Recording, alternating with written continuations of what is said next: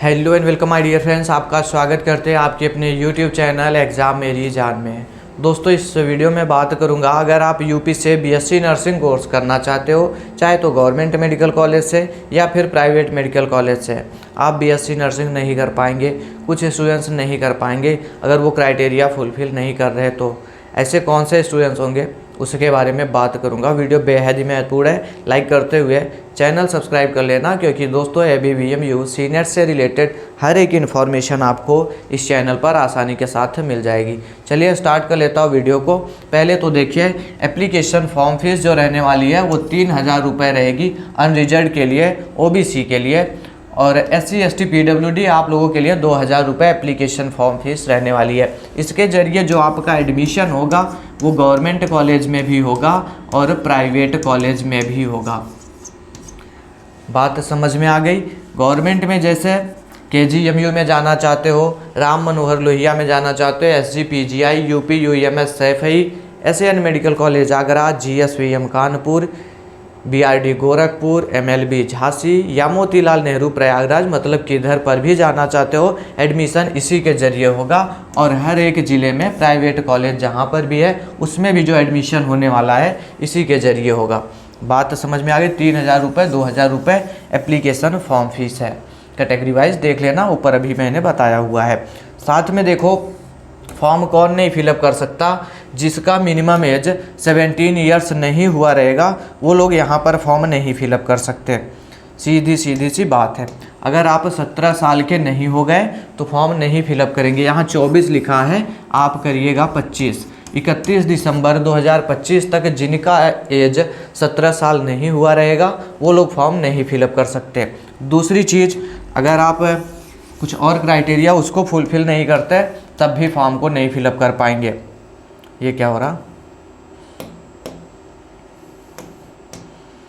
अब देखो क्या लिखा है, candidates with science who have passed qualifying 12th standard examination 10+2 and must have obtained a minimum of 45% of marks in physics chemistry and biology taken together. ठीक है, इनका कहने का मतलब क्या हुआ, आप 12th पास आउट होने चाहिए और कहाँ पे जाएगा, फिजिक्स केमिस्ट्री बायोलॉजी ये आपका 12th में होना चाहिए। इसके साथ में इंग्लिश लैंग्वेज आपने लिया हुआ हो तो फॉर्म को ज़रूर से फिलअप कर पाएंगे।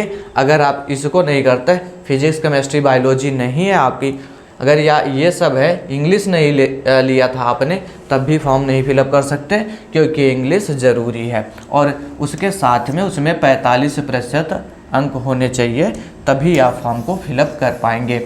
दूसरा क्या क्राइटेरिया है जरा सा वो देखिएगा।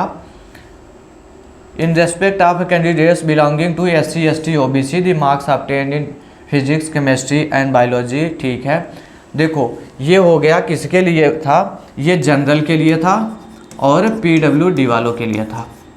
बाकी SC ST OBC आपका भी यही चाहिए, फिजिक्स केमिस्ट्री बायोलॉजी इंग्लिश ये आपका 12th में होना चाहिए, लेकिन मार्क्स उसमें अगर आपके 40% हैं तब भी आपका हो जाएगा, फॉर्म फिलअप कर सकते हो।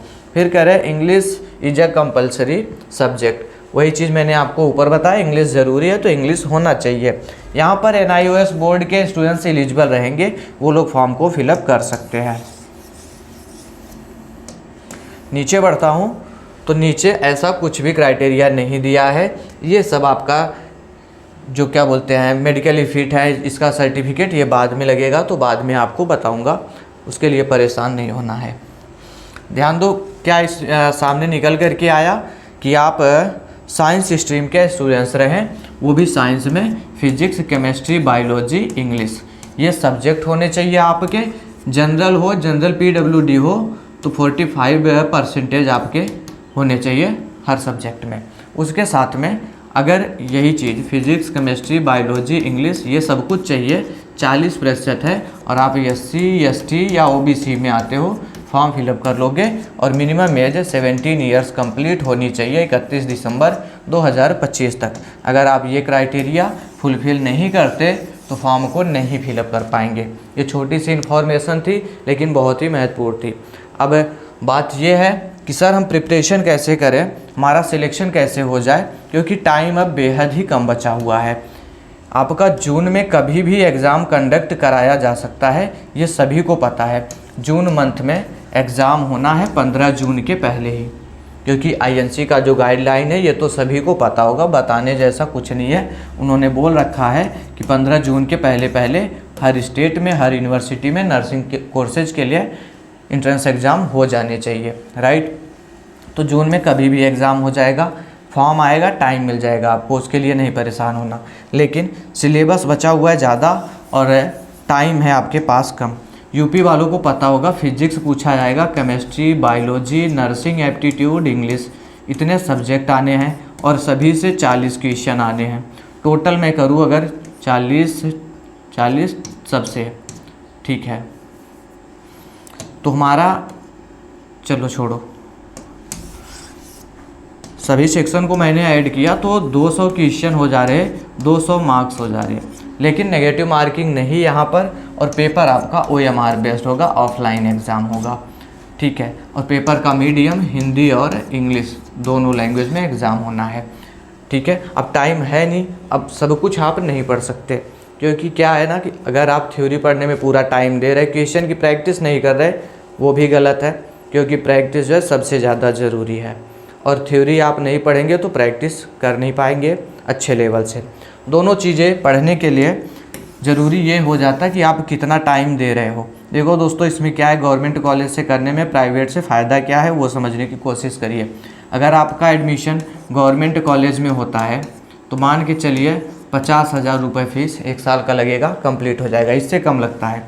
अगर आप वहीं पर प्राइवेट कॉलेज से करने जाओगे तो मनमर्जी फ़ीस लगेगी, कहीं पर 1,20,000, कहीं पर 1,30,000, कहीं पर 1 लाख, कहीं पर 80,000 और कहीं पर 1.5 लाख रुपए फ़ीस। ये मनमर्जी चलती रहती है और 4 साल आपको करना है, तो थोड़ी सी मेहनत आपको बढ़ाने की ज़रूरत है। फिर भी कोशिश करिए, आपके पास में 5 सब्जेक्ट हैं,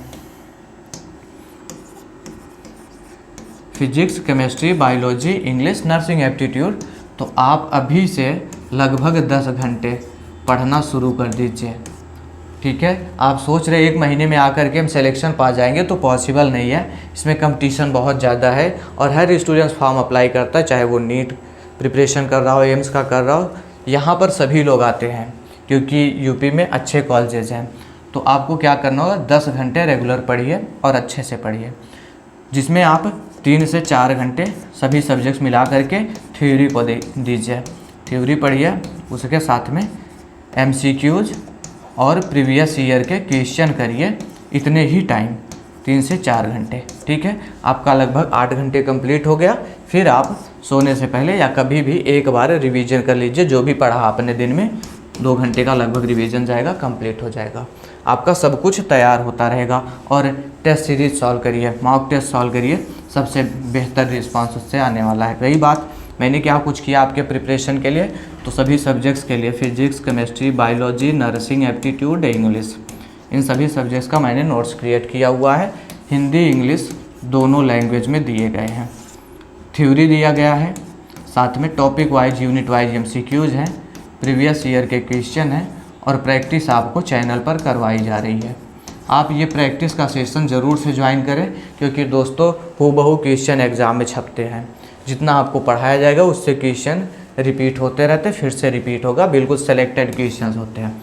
ये सब कुछ आपको 299 के अमाउंट के साथ मिल जाएगा। परचेज करना चाहते हो तो इस नंबर पे व्हाट्सएप कर देना, 9517193475। इस पर सिंपल में व्हाट्सएप कर दो, UPC नेट नोट्स लिख करके, स्कैनर जाएगा, 299 का पेमेंट करके स्क्रीनशॉट सेंड कर देना, आपको नोट्स प्रोवाइड कर दिया जाएगा। और बार बार से आपसे कहता हूँ प्रैक्टिस सेशन ज़रूर से ज्वाइन करें, क्योंकि दोस्तों जो भी क्वेश्चन दिया जाएगा वो हूबहू एग्ज़ाम में छपने वाला है। प्रीवियस ईयर दिया था क्वेश्चन, आप पूछेंगे, आपके सीनियर्स होंगे, जितना क्वेश्चन दिया गया था बाहर नहीं जाता है। 10 क्लास दिया गया था लगभग बायो का, उसमें से आपके 30+ क्वेश्चंस यहीं से देखने को मिले थे और ऐसे ही और सब्जेक्ट में थे। उम्मीद करता हूँ बातों को समझे होंगे, हेल्पफुल रहा होगा वीडियो तो लाइक कर देना। कोई क्वेश्चन होगा तो कमेंट बॉक्स में ज़रूर से पूछना। Thanks for watching this video.